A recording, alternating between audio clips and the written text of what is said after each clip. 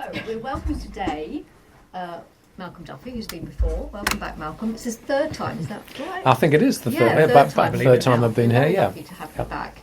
And I know that some of you have read his books. Can you have a show of hands? Yes, yeah. Really worth checking out. It's this one, isn't it, Frida? Isn't it you? Yeah. Annabelle, you've just read that one. I read that one too. Yeah. And I've just finished this one. And I've just finished this one. Yeah. Oh, wow. Excellent. A good collection. Yeah. So, welcome, Malcolm, and we look forward to hearing about what you've been doing since we last saw you, and the new book, but others as well, obviously. Thanks very much. I thought before I kick off and get into the books and how I write them, I always think it's quite an interesting, because sometimes people ask, how do you become a writer, and how did I get to be here speaking to you guys today? So if we turn the clock back quite a long way, I went to school up in Newcastle in the northeast of England a long time ago, at a time when there was no mobile phones, there's no internet. I think at the time there were only 2 TV channels. So there wasn't a lot to keep you occupied. So I like doing sort of normal young lad things, playing football and messing around with my friends. But there are times when you couldn't do that, when the weather was bad or whatever, and you couldn't leave the house. And I would just grab a pen and paper and just write stories.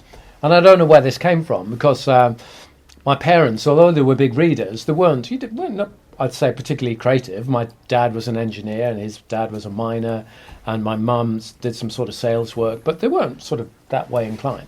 But it's just always been part of me. I think it's been part of my DNA, in the same that I guess you guys, I've got a thing for literature, be it reading or writing, that you just love it. And I think I've got that love of writing and also reading. I'm a massive reading fan, but we'll come on to reading in a minute. Went through school. I moved down south when I was younger, went to St Albans, went to school there. And for some reason, I'm still not entirely sure why, I went to university and studied law. I went to Warwick University in the Midlands. And law was a great degree. I mean, for anyone interested in law, I mean, there's fascinating sides to it. Criminal law particularly is obviously really, really interesting. But I thought law isn't really for me. I just thought a lot of law is looking backwards and case law study, and there's not a lot of your personality can go into it. And I thought I really need to try and find a career that's going to allow me to get my creative juices flowing. And I was chatting to this woman once, this young lady at Warwick University, and she said, I'm doing a copywriting course. And I said, copyright, as in like copyright in law? And she says, no, copywriting, the people who write adverts. And I had this sort of eureka moment. I thought, I would love to do that, because you see all these ads on TV and on posters and on social media. I mean, ads are everywhere. And I thought, I'd love to do that.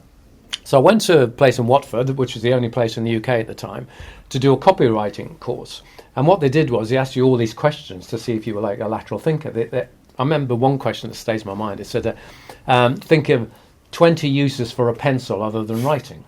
And you just think, what could you use it? Back scratcher or a weapon or whatever. So it was all these like mental gymnastics games. Anyway, they said, you've done a good copy test, but the course is full. So I said, how can I get a job then? And they said, put a portfolio together of your own ads. So that's what I did. I chose different topics and brands, made them up. And it was pretty rubbish. I've got the original portfolio somewhere. The ideas were absolutely terrible. But they got better. The more people I spoke to, they said, that's not very good, and that's better. So I ended up getting a job in an agency, and I've sort of been in advertising ever since. And what I love about it is that the variety is incredible, because not only do you work on, at any given time, you might be working on 10 brands. You might be working on Volvo or Sainsbury's. I worked on anti-smoking. I worked on Met Police. I worked on a campaign to ban landmines for the International Red Cross, because a lot of people think advertising is just all about products, selling cornflakes, whatever. But it's persuading anybody. So sometimes people like the International Red Cross say, we want a big global campaign to try and get countries to sign up a big treaty to ban landmines. And this is going back quite a few years to 19... was that linked with Princess Diana? She was involved in it as well. Yes. The Ottawa Treaty of 1998. Yeah. At the time, for it to be ratified as international law, I think they needed 123 signatories, and at the time they only had 40. So she was involved, and we came up with this big campaign. And finally, the Ottawa Treaty was signed, and I think there was 160 nations signed it to ban landmines as a weapon of war. I mean, unfortunately, they're still used in some conflicts, but a lot of armies refused to use them. So that, I mean, it was fascinating. So to me, it was a dream job. And I think advertising has made me a better writer in a way. Because quite often, I mean, landmines aside, because that's quite a fascinating subject, you will get a really boring product to work on. It might be baked beans or cornflakes or something very mundane. And you've got in 30 seconds on TV or radio, make that as exciting and interesting and as memorable as possible. And the same goes with a book, really. You might pick a topic that some people might not want to read, or domestic violence or something, and it's my job as a writer to use every trick in the book and every bit of armoury that I've got to turn that into a page turner and make believable and strong characters and add humour and all these things. So I guess a lot of the tricks of the trade that I used in advertising helped me become a better writer, because it's in some ways it's the same thing. You're persuading people, you're entertaining people, you're hoping they're going to buy a book, because people sometimes have to spend their hard-earned money. So the product that you end up with has going to have to be really, really good. Another thing I've sort of dabbled with, but although I'd like to do a bit more, is screenwriting. And I mentioned to you that I've written there's a short film on YouTube, if you're still allowed to watch that. For now. Watch it while you can. A film called Michael, Mical, about a young lad, and it's very age appropriate. So feel free to watch that. And I got asked to write this film, and I wrote that film, and it helped me inspire that book, Read Between the Lines. And I think you can learn things from different disciplines. And although you might think, filmmaking is different to, writing a book, well, it sort of is and it isn't. Because at the end of the day, a film is a story. It's a shorter time length, might be an hour and a half, 2 hours long. But ultimately, you're there to tell a story, to create characters, to grab people's attention, to draw them in, and do all the things that you do with writing a book. And I'll just give you one example. I've been on lots of screenwriting courses, and somebody once said to me that any scene in a film, be it 5 seconds long or 5 minutes long, must do one of two things. You must either learn something about the character or move the plot along.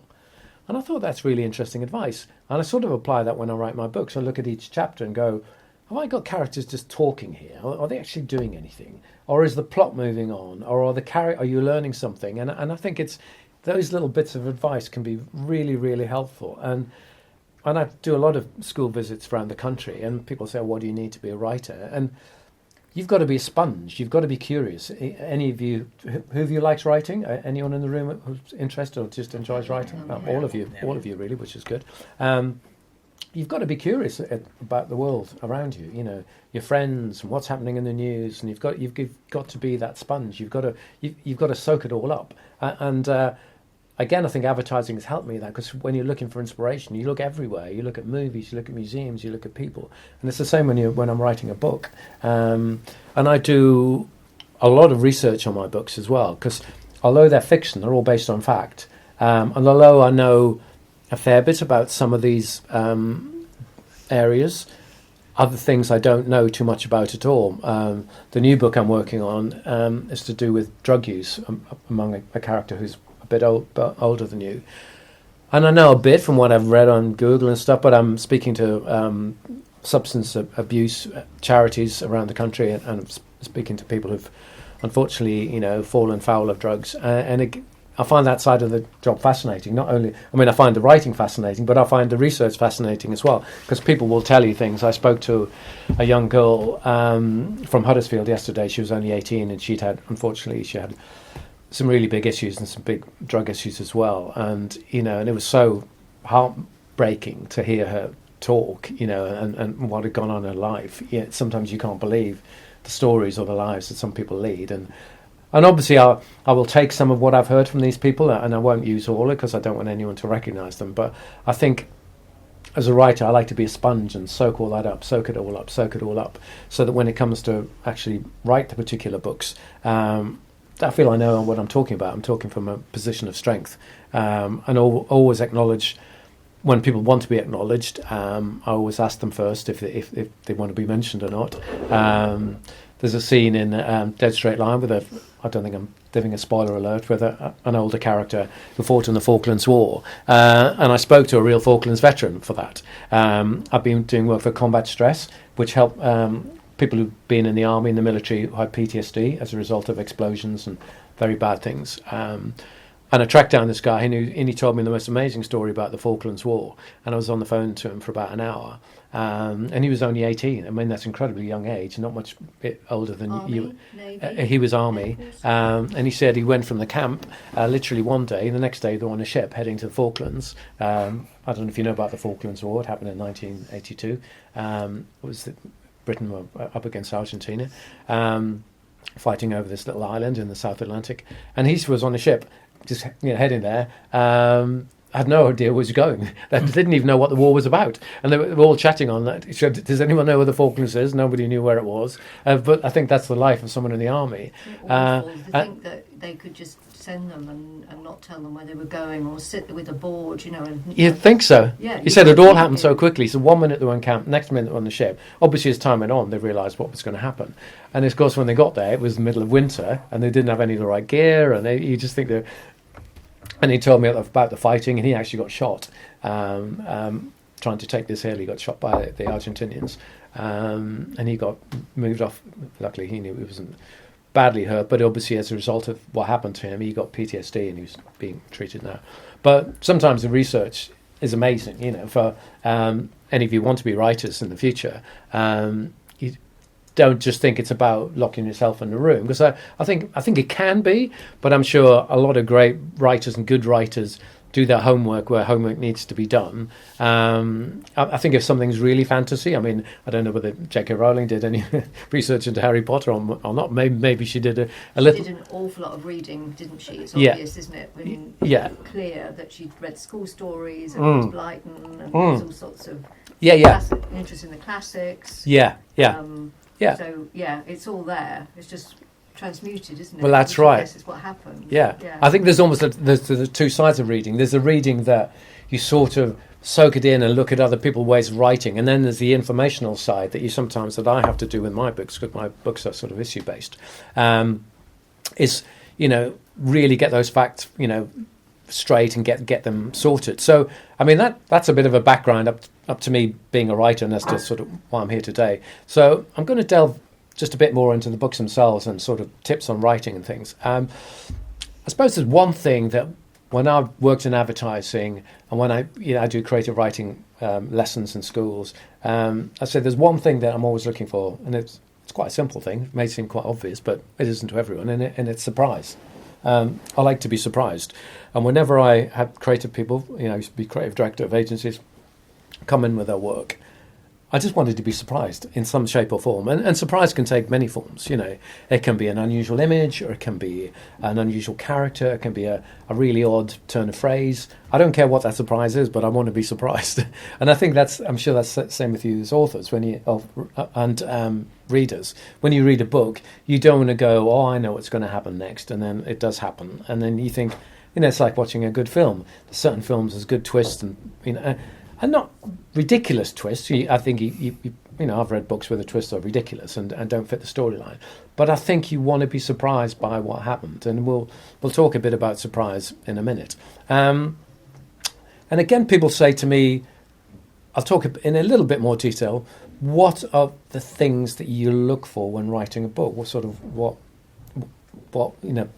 makes a good book? And I'm sure if you had 50 writers here, they'd all say something slightly different, because we're human beings and we all do things that are different to each other. But I think over the years I've figured out there's two things that I need to write my books. One is a subject that I'm fascinated with, and two is a unusual surprise or unusual problem. So going back to the first one, why is it important that there's an interesting subject matter? And I guess the reason for that is if I'm going to spend a year of my life, or however long these books take, it better be something that I'm interested in. And I suppose the same goes for you if you're writing. And I say that to groups of students in schools, that if you're going to write something, play to your strengths. If you like comedy, write comedy. If you like fantasy, write fantasy. Don't go into a genre that doesn't suit you or you don't like. Pay to your strengths. So I always pick subjects that I'm interested in, sort of going through them from the beginning. Me Mum, Me Dad, Me was the first book I wrote, came out in 2018, and that's about domestic abuse. And I've always been fascinated by that because it's not a very nice topic in some respects, but it's common, unfortunately, throughout the world. The police and people are dealing with it much better than they ever used to. And I knew a bit about it. I worked at Comic Relief. I worked there for 3 years. And it was there that I had the inspiration for that book. We went to one of the centres down in Bath in the West Country, beautiful part of the world, where they help the victims of domestic abuse, the women and the children, because it's not just the women themselves who are suffering. Obviously, their children were as well. I'll never forget, some of the stories the women told me were amazing. You'd ask the obvious question, why do you stay with someone who's being abusive? And some said, oh, because I love him and I can't leave him. I thought, well, that's quite bizarre. And then someone else said, because I can't afford to, I've got no money. So a lot of what I learned, again, like being that sponge, went into this particular book. But I felt I needed a different problem. So I'd found the subject matter, and I thought, I really want to write something about domestic abuse from the viewpoint of a young boy. Again, something a bit different. But I thought, it's going to be quite dreary writing a book, 300 pages of a boy stuck at home and his mum's partner's not being very nice to him. You think, maybe a better writer than me could write that story, but I just thought it needs to go somewhere. It needs to go off at a tangent, and this boy Danny needs to be the protagonist somehow. So I thought, what can happen? And then I had this brainwave one day. I thought, why doesn't he? He doesn't go to the police. He doesn't necessarily make the right decisions. He says he's going to go in search of the one guy he thinks he can sort out, his mum's boyfriend, and it's his dad. The problem is he doesn't know where his dad is, and he's the black sheep of the family, and nobody will tell him where he is. So you've got a load of problems there, but really interesting problems. And that's what I mean about taking something you think is your story, domestic abuse, but it isn't really the story. The story is actually about love. It's about the lengths Danny will go to save his mum's life. That's really what the story's about. I mean, it could be domestic abuse. It could have been about anything. And I think that's the thing with an interesting story is about taking something and spinning it off on a tangent that's a bit different and is surprising. So the next book, Sofa Surfer, which you've just read, because and that was another thing. I didn't really set out to be an issue author. I wrote My Mum, My Dad, Me, as you do, because I thought it was a good idea, and I found an agent. I'll just talk a little bit about that, just how you get a book to market, because it's not. I mean, obviously, you can get a book to market by self-publishing. Any of you could write a book, and a lot of people do. In fact, I wrote an adult book quite a few years back that I self-published called UK 57, which, looking back on, I don't think it was a bad book. I think I could write it a lot better now. But I didn't have an agent. I didn't have a publisher. I wanted to get it out there. So, but I probably only sold 100 copies to family and friends. But I think if you want to get much bigger sales and scale and have a big publishing house behind you, you've got to go down the harder route, which is to find a literary agent. And that's what publishers do. You can't just write to Bloomsbury or Penguin with your idea, however good it is. They will say you need to find a literary agent, and they use them as the gatekeepers. So and literary agents obviously get bombarded with ideas, as you can imagine, all the time. I've heard they get sent as many as 1,000 scripts or manuscripts a year, out of which they might take one or two. So you may only have a 1 in 1,000 chance of being that one person. So what you send them has to be really, really good. And I was aware of that through my reading. And normally what they ask for is a synopsis, and obviously it has to be really good, like 2-page synopsis of the story and the first 50 pages. And I'm sure a lot of literary agents don't read the first 50 pages if they don't like the synopsis. And likewise, if they don't like the first 5 pages of the book, they won't go any further. So I think both those things have to be really, really tight. So if any of you ever want to go down that route, and it shows the importance of doing your homework and making that as good as it could. And I remember doing our synopsis for our non-fiction book. Oh my God, we sat there and we sat there and we sat there. And do we give them the first? Do we give them the introduction? Yeah. Do we do this? Yeah. And then we just thought, let's just do it. And we were very lucky because the editor who picked it up, Robert Hale, eventually, far down the line, became a literary agent. So she sort of took us on. Oh, brilliant! And then told us how to rewrite it. Oh, yeah. Then what we did. Yeah. So yeah, that synopsis has got to. They're really hard Yeah. things to write Yeah, because they are. you sometimes you imagine you've got to distill 300 pages into 2 pages of, and what to leave in and what to leave out, and yeah, they are. I'm writing one at the moment, and it's really hard work, and I'm a writer. But yeah, they've got to be as good as you can possibly make it. So once I found my agent, and she liked the first 50 pages and the synopsis, and then we met up. Said, I really like this, can you send the rest of the book? So I sent that and she liked it. I mean, it wasn't there yet. It was probably around about draft 4 or whatever. And then we went back and forth, probably up to about draft 6 or 7. And then went to the publisher and she liked it. And then more and more drafts. And I don't know how many drafts there were in the end, about 15. But I think the drafts are getting fewer now, which I think I'll take as a good thing. When you say you're drafting, was it the whole thing, or was it just specific? Did you, after the third, is it specific chapters?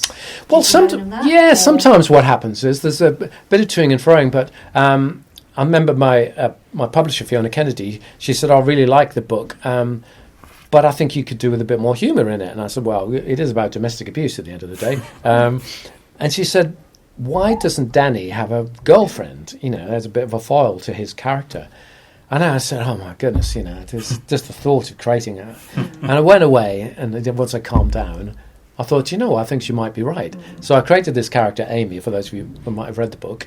And it was a brilliant suggestion. And she really, really helps the story and allows her to show Danny up for the idiot he is at times, and adds a lot of humour to it. But obviously, I didn't get 100% right with that draft, but so to go, oh, that's right, but can you do this? So I guess it's toing and froing. Sometimes the big changes like that, and sometimes they're just tweaks and back and forward with the tweaks. Or sometimes when we might get to draft 12, then I'll be the one to change. I'll go, do you know what?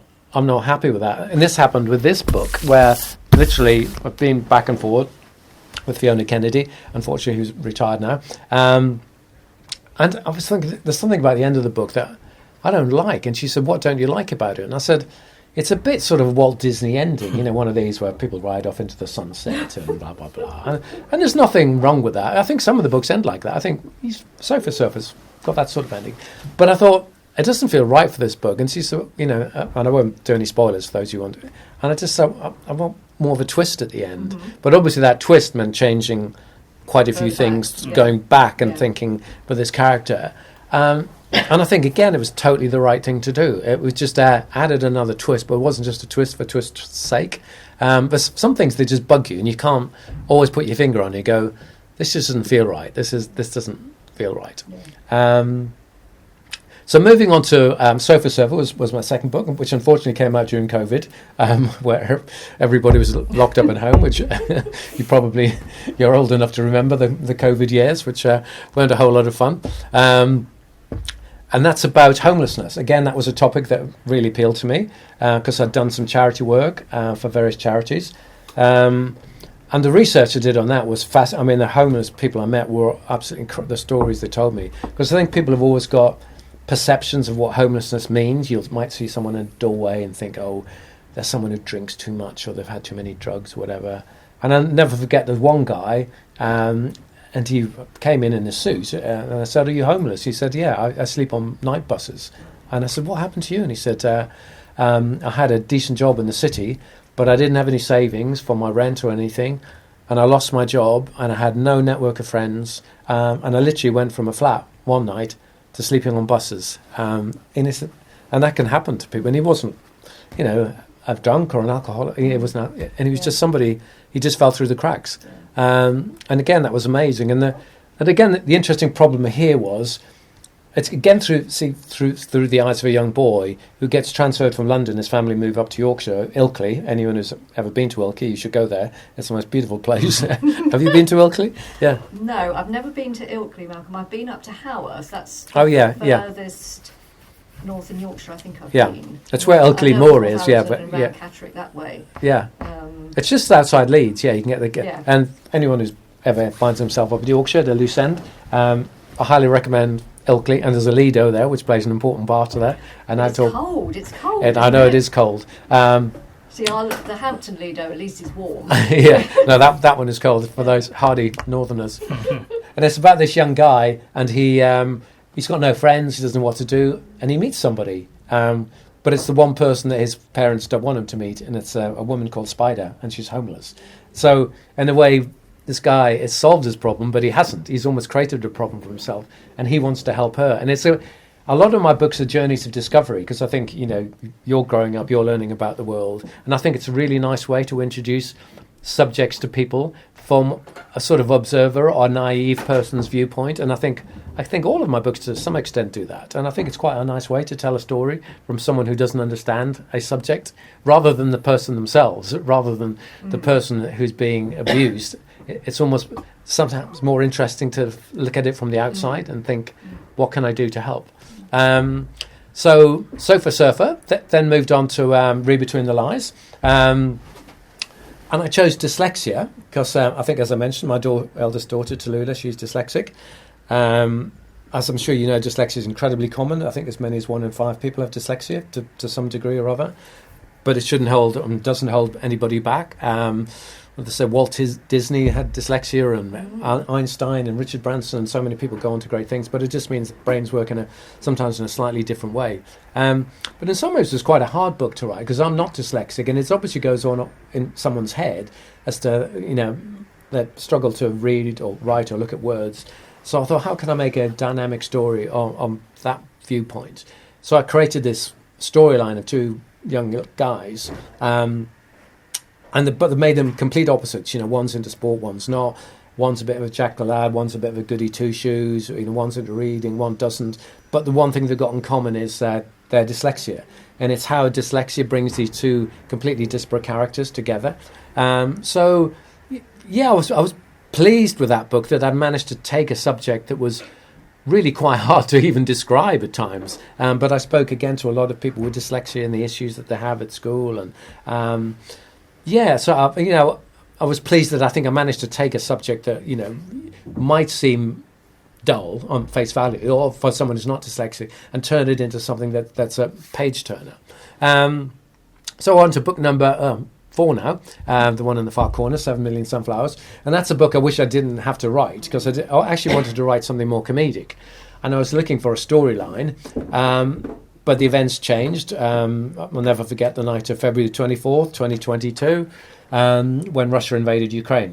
And a lot of people, I'm sure you remember the time, said, they won't do it, it's saber-rattling. And of course they did. And we're still living with the consequences now, nearly 5 years down the line. But I think the reason I wrote that book wasn't just because of the war.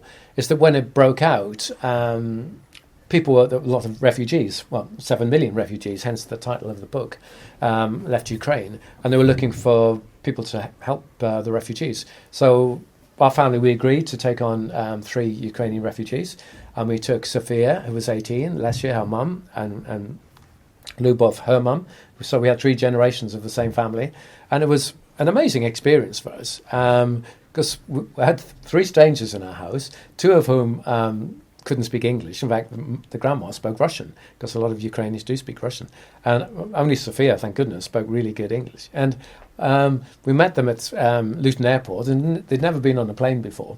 And it was quite bizarre. I mean, it must have been bizarre for them and bizarre for us. And as time went on, I learned a lot from Sophia about Ukraine, and she obviously learned a lot about Britain. And I thought, there's got to be a great story to be told here.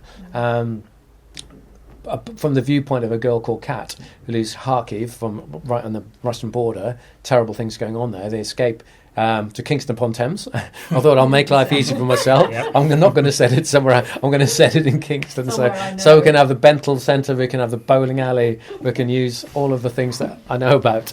They come to Kingston. And I thought, I need, and hopefully it's not too much of a spoil, I thought I need a twist here, because I could have just had the storyline follows, there's Kat living with this family, this host family who are particularly nice to her, while the war rages on and her dad's fighting on the front line. I thought something more needs to happen than that. It's talking about this interesting twist. So I had this idea, why didn't she meet a boy? She, gets a boyfriend, so far so good.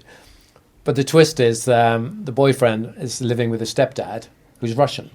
So you can imagine the problems that will create for Kat. and especially her brother, who obviously is very anti-Russian at this period. So it's all about creating those interesting dynamics, those family dynamics that you can create. And I often think it's creating those problems in lots of... Somebody once said the more problems you can create for your main character, the better. And that's true of a lot of films and, and books and Shakespeare, everything, Harry Potter. It's hard to think of a film or story or anything where a character doesn't have at least one big problem to solve, and sometimes multiple problems.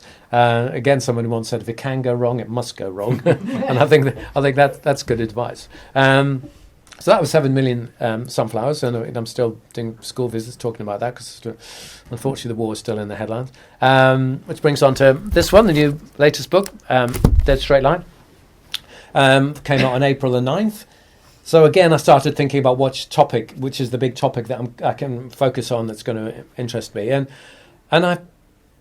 that's something. So again, it was a bit of a brainwave. I thought, what about risk? I think risk is really quite a fascinating thing to think about, because I don't know if you know, a lot of companies have things called risk registers. If any of you end up in business, and it's quite an important thing. I don't know whether the school does. And what they do is they look at all aspects of their business, and it's usually done as a traffic light system, red, amber, and green. So if let's suppose sales are going good, that'll be green at the moment. But suppose they've got their supply lines aren't very good, that might be amber or red. And companies sit down and take risk massively seriously because they can close their business. But as humans, we tend not to think about risk. No, and I was thinking about it, that we all take risks in our lives without even thinking about it. Like, some of you might cycle to school and not wear a helmet, or you might be engrossed in your phone crossing the road, or you might get in the back seat of a car thinking, oh, I'm not on the front seat, I won't bother with my seatbelt. And I think we all do it. Nobody's perfect, but we don't think that anything bad can go wrong, and that's why it's not like we're climbing Mount Everest or something. You go, oh, these are little. But I thought, what about if someone does something and something really does go badly wrong? And I'm sort of testament to that. I'll tell you a story. It's not the nicest story, but it's a true story, and I like to write from a position of strength, because I did something once which was really stupid, and I was 22 and up in Newcastle, and I'd had too much to drink one day, which is stupid thing number one. Stupid thing number two, I got into a car with my friend who'd also been drinking, and he was driving. Stupid number three, we didn't put our seatbelts on. I mean, those are three amazingly stupid things to do, but I'm admitting them now. And my friend crashed into a parked car. He was actually a good driver, but he was just going too fast. And I went through the car windscreen, and my head's still numb to this day. It's still red up here. I had 150 stitches in my head. And I could have been killed, but thankfully I'm not, so I'm here today to live to tell the tale. But that was an incredibly stupid thing to do. And young men are particularly prone to taking risks. Not to say that you in this room won't take risks, because I'm sure you might, but young men are particularly known, and it's been proven beyond a shadow of a doubt that whether it's the testosterone or peer pressure, whatever, they take risks. So I made the protagonist a young guy, but I didn't want to write about car crashes because I think they can be a bit too much, really, and then the news a lot. I wanted to make something that's come up with something a bit more original and surprising. So again, I trawled back to my own childhood and what I was like as a teenager. And I remember there's a game that I played once with a couple of times with a friend of mine called Andrew. And we were in the town centre, or near the town centre. And he said, oh, we're going to go back to my place. I said, oh, good. And he said, but we're not going to use the roads and we're not going to use pavements. So I said, how are we going to get there? And he said, we're going in a dead straight line. And I said, what, through people's front and back gardens? We go, yeah. And I said, isn't that illegal? We said, well, probably a little bit. So we did this game, and it was very scary, and it was a massive adrenaline rush, and we got shouted at. We didn't get caught, thank goodness. I don't know what the police would have done to us if they had. But I'll never forget, when we finished it, my heart was like racing like a million miles an hour.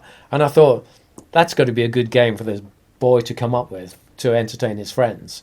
But then it goes wrong, because I didn't want to be the story about that. That only takes up a tiny chunk of the book. It's about consequences. Because consequences are fascinating, because imagine if you do something bad that you don't think is going to end up bad, and somebody gets hurt, and in this story somebody does get hurt. What will your friends think about you? What will the family think about you? What would Surbiton High School think about you? And that's a really interesting concept. And where does forgiveness come in? At what point do you forgive somebody for a stupid thing that they've done? If you did something stupid, how long would your parents be angry with you for? Or how long would they take your phone off you for? And what would your friends react how would they react to you? Would they back away from you? And I think these are really interesting things because you don't necessarily have to have done something as dramatic as this book to think of situations where people judge you. They'll think, oh, you did that, or you said something about somebody. And it's quite interesting, the ripple effect of one small thing can be quite huge. And it is for this young lad, Rory, and it's an interesting question, is he a good lad or a bad lad? Again, I've heard people think different things about it, depending on how you view him. He's a bit of a jack lad. He doesn't mean deliberately to do anything bad, but he does something that has a very bad outcome.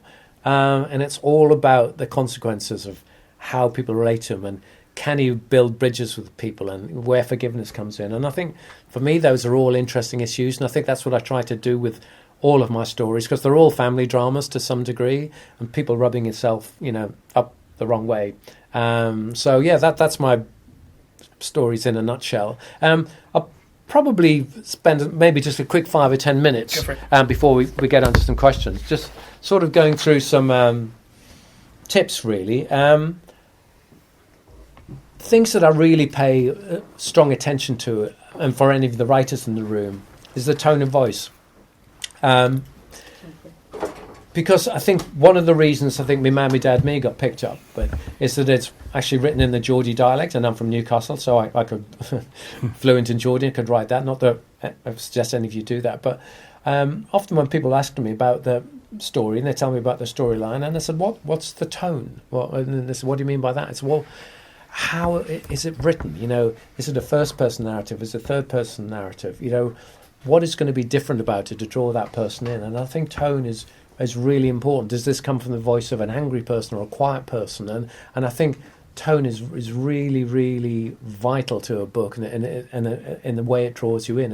And it's it's about vocabulary, but it's almost more than vocabulary in a funny sort of way. Some books are quiet, but they can be disturbing in a way, and some books can be very loud. And I just think almost that level of your story is really interesting. And I think the tone can change throughout the book, because if you think of music, I play the guitar a bit, not particularly well, but I think music is fascinating because it never stays on the same level. It goes up and down and up and down. You'll have a loud bit and a quiet bit, and the same with films do that a lot. A lot of films start with a really dramatic thing to grab your attention, and then they'll go quiet, and then they'll come back up again, and then they'll go quiet. And I think the same with books. They call it the beats in storytelling. And I think for any of you writing a story, even a short story, I think you can do that. You can change the beats and the tone within it. You can start off quiet and then go loud, or go loud and then go quiet. And I think it's all that variation, I think, that keeps people engaged. I think plotting, I've talked a little bit about plotting. Plotting's an interesting one, because again, I think every writer will come at it from a different way. I've heard that Stephen King, who's a great writer of thrillers and things that maybe a bit too young for, but he's a great writer. And he said he never plots his books. He just comes up with an idea or a subject matter. For the book Carrie, which was also a film, he just had an idea for a girl who was being bullied at school, yet she had kinetic powers where she could move things. And he thought that was it. He's probably a good enough writer to be able to do that. And some people I've heard cover their study wall or bedroom wall and post-it notes. And I guess it depends sort of what sort of writer you are and how deep the plots are. I suppose if you're writing a very intense crime thriller, maybe you'll need that, maybe because you'll have multiple characters and, what have you. I tend to, only because I like to write that way, keep my stories quite simple. I'm not Charles Dickens. I don't have 55 characters in my books. No, not that I'm knocking Charles Dickens, because he's brilliant. And again, if any of you want to be writers, just think about the sort of the scale of what you're writing and how big or small you write. Because I think you don't need many characters in a book to make it dramatic. And the way I like to think of books is in the same way I'm sure playwrights do. It's just a 3-act structure. And it's the same structure that all films follow. First, second and third.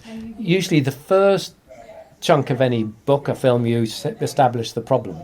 And I think this goes for short stories as well. You set out what problems your protagonist are going to face, and it could be big or small, or maybe there may be a few other problems still to come. But I think it's all about setting your stall out. What is the problem that the protagonist is facing that you want the reader to be drawn into? Like, how are they going to solve that? The much bigger chunk, which is Act 2, which is how they deal with those problems, and that is always like the biggest section of any book or any film. You know, if you watch a Tom Cruise movie, you know, the problem will be set up in the first 15 minutes, 20 minutes, and then it's Tom Cruise and his gang trying to solve it, and things going wrong and right and then wrong, and then the third act is the denouement, the summing up of the situation.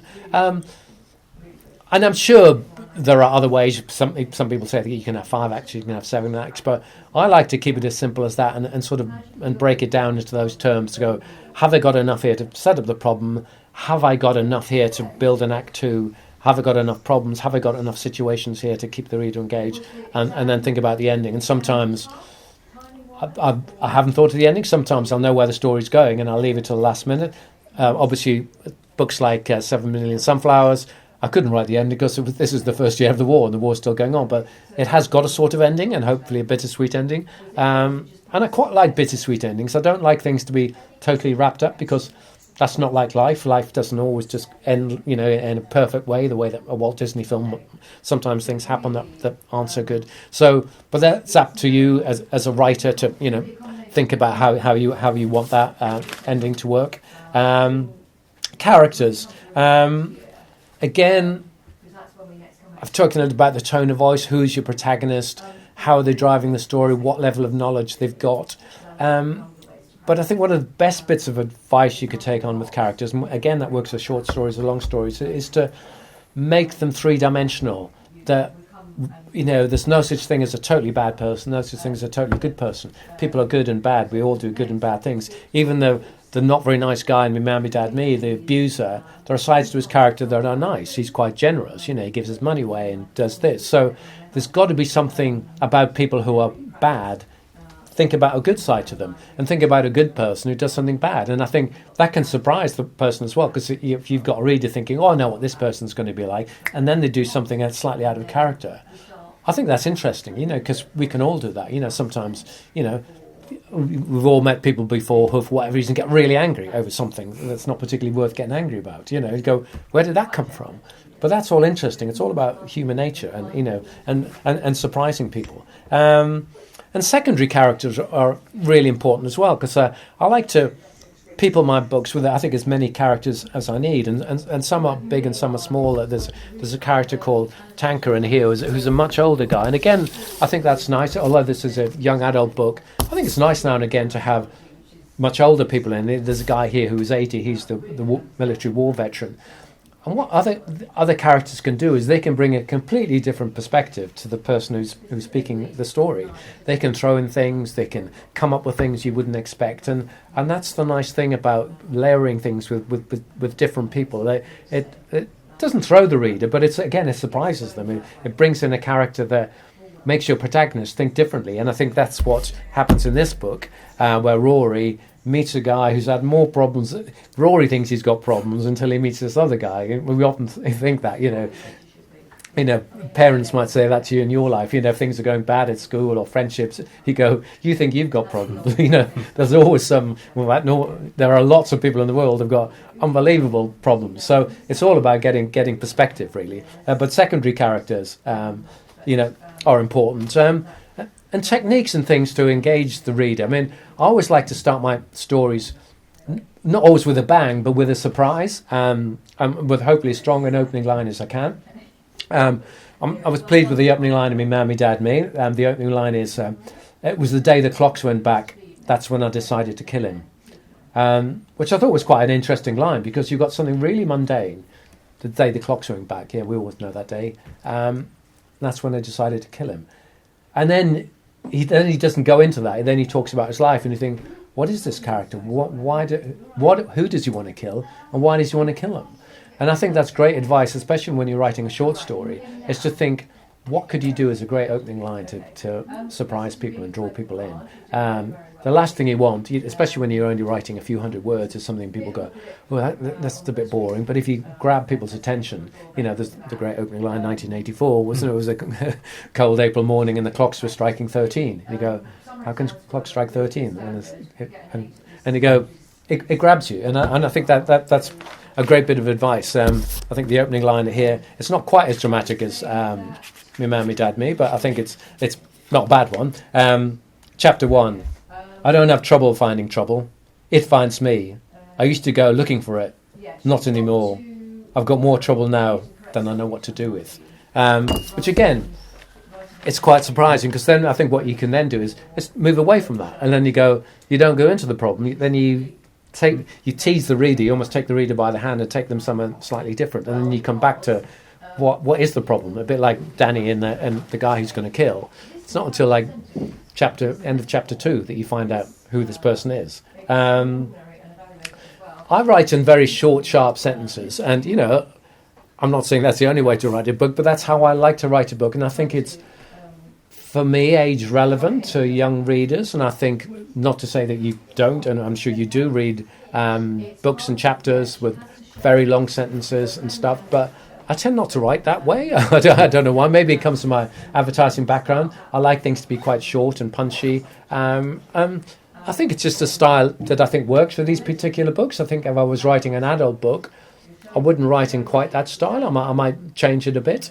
I think detail is really important, and I always go through and try and pepper my book with really good imaginative descriptions and things.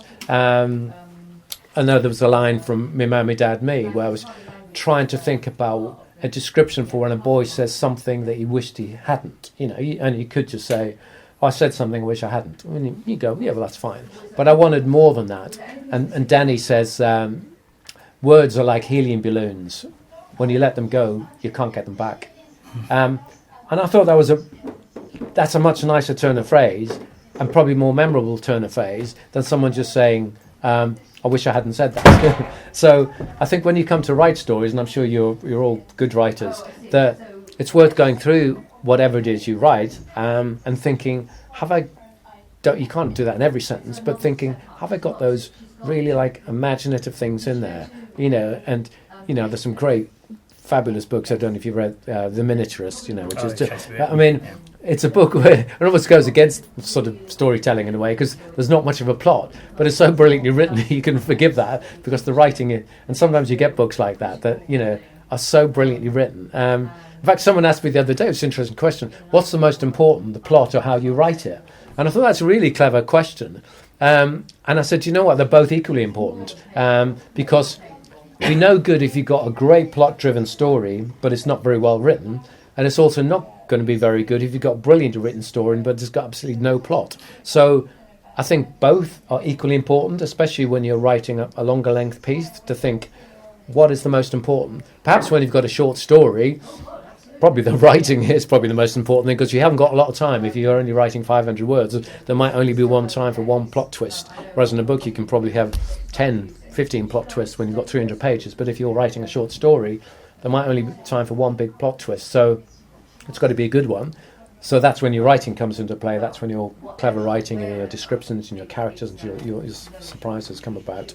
I like to end my chapters on a cliffhanger if I can. Obviously, you can't always, but I think, again, that's really good advice for someone writing a longer piece. And when you think of films, films are a classic example. Sometimes it ends and you go, I've got to know what happens next. There are some great examples of films, James Bond films like that, but a lot of dramatic films, how are the characters going to get out of that? And I like to leave chapters on that note, and if I can't have a real cliffhanger, I want to leave them with something that makes them want more, something about a character that's going to make them think, oh, why did they do that? Or something that's different. I don't like just ending a chapter on sort of nothing in particular. I want people to really read on. And I think it's more, I guess it's again going back to that musical thing. There's no rule book to say this is the moment you should start and finish a chapter. It's a feel thing. Sometimes I'll do it in a piece of dialogue. Sometimes I think, could I leave that dialogue running all the way through and make it a longer chapter? And sometimes I no, because that one bit of dialogue is so good and makes a brilliant break point. So sometimes I'll make that the end of a chapter and then start the dialogue on between two people, and the next chapter to go, am I breaking rules here? I'm not sure, but it just feels the right thing to do. So for me, writing is all about feel, and it's got to flow like that piece of music. And I think, just going back to the very beginning, I think the one piece of advice I'd say to you is, if you're going to write something, be it short story or long story, think about that subject matter that you want to write about, be it sport or an issue or war or arguments or whatever really excites you as a writer. But think about that interesting problem, because that, is going to be the thing that brings the reader into it and draws them in. I remember there was a story writing competition once, and you had to write the opening line for a book or story with a twist in it. And the line I entered with was, for someone who'd always had a morbid fear of water, it came as something as a shock to Norman to discover he'd been reincarnated as a fish. Which I thought was quite good. That's good, yeah. But it didn't win. But anyway, the judges obviously thought otherwise. But I think about, as writers, one, the subject matter, because I guess you wouldn't write about something you don't want to write about. You write about, you play to your strengths, but think about that interesting problem and how you can build that out. I haven't left very long for questions, but So yeah. Any questions about anything? Anything about writing or books or Phoebe? Have you only written one book with a female main character? Oh, that's a really good question. Especially as I'm speaking in a girls' school. I wrote Me, Mum, Me, Dad, Me because I just felt it just seemed right for that story to write from viewpoint of a young boy. And then my agent and my publisher said there aren't many people writing for young men. There are far more. I think there are far more female writers than male writers in this area, but there are far more female protagonists than there are male protagonists. And I said, I really want to write a book from a female protagonist because there aren't any males in my family apart from me. I've got 2 daughters and a wife, and both my dog and cat are both female as well. So, and I loved writing 7 Million Sunflowers, but every time I suggest that going forward, my agent and publisher say, please, can you keep writing from a male perspective? And I say, yeah, I can. But that is the real reason. It's a publishing decision. It's something, I wouldn't say out of my... If I really pushed back and said, I wanted Rory... In this book, it seemed right that the risk taker was male, for that very reason that young men take risk. But Sofa Surfer and, Read Between the Lines could equally have been from a female viewpoint. But I wouldn't say there was real pressure on me, but they'll say there aren't many people in this space writing male protagonists in the YA. There are a few, but there aren't many. I'd agree with that. Yeah, you'd agree with that. Generally, so yes. Again, I suppose it's playing to your strengths, and if there's a gap in the market, why not fill that gap? If you like writing fantasy and fantasy is packed, try and find the twist on fantasy. I didn't set out to write male protagonist stories, or I didn't even set out to write YA particularly. I've just sort of fallen into it. But no, it's a really good and valid question as to why I do have male protagonists. I mean, I always make sure there are plenty of female characters in, and they're quite often the foil to the male characters, and sometimes they are the voice of reason, but not always. If you read this book, there's some interesting characters, female characters who bring a different viewpoint and a different perspective. But yeah, it's a good point. Yeah. Oh, Frida had her. Oh, sorry, I didn't see it. You know how you talked about being a sponge? Is there any particular other authors or movies or TV shows you watched that would inspired your writing? I know you talked about the film that you wrote. Michael. Yeah. Inspiring reading between the lines. Yeah. If there's anything else. Yeah, I mean that's a really good question. I think rather than one person, it's almost every book I read. I really like Matt Haig's books. He writes young adults, he writes adults, and he's really imaginative. He's really super, super smart, and he writes deeply about mental health as well. And he's a surprising writer. And I'll sometimes read a book like The Miniaturist, or I read Hamnet. I don't know if any of you have read that, which is that's a Litsoc favourite. Mentioned it more than once. Yeah, which is an amazing book. And sometimes I read a book and. Yes, I can be a sponge, but it almost makes me want to up my game. I go, I don't think that I'm a bad writer because I've won lots of awards and things, but it makes me think I've got to get better. And there's a quote that I use in lots of talks, and it's that someone once said, "A work of art is never finished, only abandoned."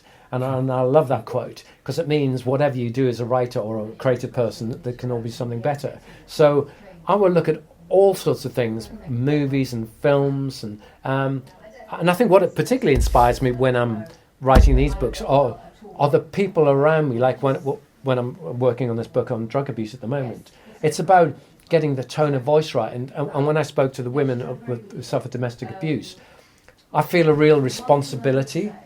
I'm not telling their story, but I am in a way, to tell it in the right way and in the right tone of voice, and not either to get it wrong or belittle them. Does that make sense? So I think there's a real...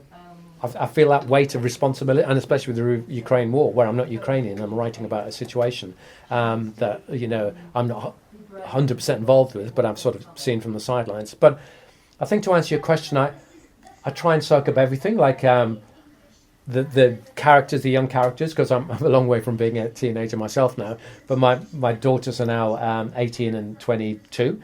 So a lot of these books, when they were growing up, they had teen parties, and I've just quietly observed the way people talk. And in 7 Million Sunflowers, those who read that, there's I think it's a very funny character in there, Georgia, and she plays a foil because she's the sort of girl, you've got Kat there, who's traumatised by the war, and she befriends this girl, Georgia, who doesn't care about anything, you know. Well, she's just boy mad and makeup mad, and it's really interesting to have two characters. One, she's just worried about the war, and the other one, all she's bothered about is makeup. And when's the next party? And it's really nice because I've met friends of my daughters like that who are just a bit way with their fairies, so to speak, and they don't really care about anything, and they'll probably bumble through life. And it's really nice to have that counterpoint in stories between, like, a really serious issue like the war and someone else who doesn't take it seriously at all, because you go, well, why should I? It's not happening to me. And I'm sure there are people in this country who feel like, why should I bother about Ukraine? It's miles away, you know, there's no bombs. And it's interesting, I'm not saying that's right or wrong, I'm not saying this girl Georgia is doing the right thing, but there are people like that. That's how they behave. So and the fact that Georgia says like a lot, because I noticed at the time my daughters kept saying like, you know, I'm going to this thing like, and there's a girl there uses like in every sentence, and I thought, I've got to put that in. So it's those little sponge things that I take on board, and I think you've got to be a good listener, that, you know, you listen to the way people talk and their dialogue and the way that people chop up words, and they don't always speak in perfect English. And I think and I actually love writing dialogue. It's one of the things that I really, because I like listening to how people talk and the way they chop sentences up and don't always say things in the right order. And that can be fun as well, that you don't have to write in perfect, like, English or Shakespearean. You know, you're not writing Shakespeare here, you're writing the way people actually talk, you know, and that can be fun. Sorry, yeah. So how do you like to, typically draft a book? Do you do it electronically or...? Yeah, I sort of write drafts on my laptop. I tend not to... I normally write a few notes. I write sort of some character notes. I write sort of backstory notes. And again, sort of when I'm prepping the story, I'll obviously have written a synopsis which I'll send to my agent and the publisher, just to see that I'm heading down the right. And then I'm not one of these people who makes massive amounts of notes, because I think you can sort stuff out in your brain. And I think that for me, the brain is the best storage cabinet in the world. And I think I sort of know where the story's... I don't need to write it. I think if you're writing a very, very complicated murder mystery and there's 30 characters and plots galore, you probably like a maths exam, you probably need to sit down and... but I don't do that. I let my brain sort it out. And sometimes, if I have a good idea, I don't write it down, because I think, if I'm going to forget it, it can't be that good an idea. Whereas if I have what I think is a really good idea, if I had an idea, I was lying in bed the other night, I was just thinking about dialogue for this character I'm writing for this new book. And he's just thinking about clothes that he has to wear for school. And it's something that I've thought, and I'm going to impose my thought on this character. And he talks about a tie is an absolutely useless thing to have, because every other thing that you wear serves a purpose. You know, socks keep your feet warm and trousers keep your legs warm. A tie is just a completely decorative thing. Neither is wearing them. Yeah, kids are forced to, with a lot of schools, you're forced to wear ties. And he just has this big rant about ties. And I thought, that's quite funny, you know. I agree with him. Yeah. I'm going to put that in, you know, just something that occurred to me. But yeah, sort of ideas come from wherever. But yeah, I'll write all my drafts, and I'll do draft one, and I'll save that, and so then I know how many drafts I've done, and then save that and draft one and blah blah blah, and just keep coming back to it and coming back to it. And the first draft is always really messy. I mean, the draft I'm working at the moment is a complete mess, but I don't mind that. It's all about getting it down on the page because no one's really going to see it apart from me, and then I'll go back to it. And I love the polishing process. I actually, some people probably hate rewriting, but to me, it's the best and the most fun part of it because it always gets better and it never, ever, ever, ever gets worse. And people who don't do that, I can't understand it. You just go, it's like having a table that's not been polished or not been cleaned properly. Just go, rewriting, it always gets better. You always think of better things and you find mistakes. And I even do that with emails. That's my big bugbear. I hate when people send emails and they haven't even read them. They're full of typos, and you just go, how can you not even reread the thing you're just about to send? I hope that's not your thought of my emails that I've been sending you. No, yours are fine. Thank you. Good. But it's just, and I think that's important. For any of you, even if you don't become writers, the importance of writing an email and putting yourself across in a professional manner is really, really important. Probably more important than ever. And a lot of people are terrible at it. Sometimes people have written to me for a job and they haven't even read their email. It's full of typos. They go, you expect me to give you a job on the strength of this? Go, forget it. I think rewriting for me is. I love that process. It might drive people mad, but no. Sorry, Frieda. We're kind of running out of time now. I'm sorry. No, not at all. If you did want to ask Malcolm anything else before you go, feel free to. I just thought, just to finish off, could you tell us a bit about what you're working on right now? Yeah. It's working title. Yeah, sure. But called Broken Glass. And it is, the subject matter is going to be drug abuse and drug use. And I think, not wanting to give too much of the story away, I really like it when there's going to be a big surprise, and there's going to be a big surprise in this particular story where you've, again, fortunately or unfortunately, depending where you come from, there's a male protagonist, a young teenage guy living a normal life, but somebody appears back in his life, and it's his half brother who he hasn't seen for 3 years, and his brother is the one with the drug issues, and it's how this boy Dylan deals with his brother, and he's got 1 week to help him, and I won't tell you how, but I think it's a great vehicle for exploring what drugs can do to you and why people get into them and what people can do to help get off them, but I think it shines a spotlight on something,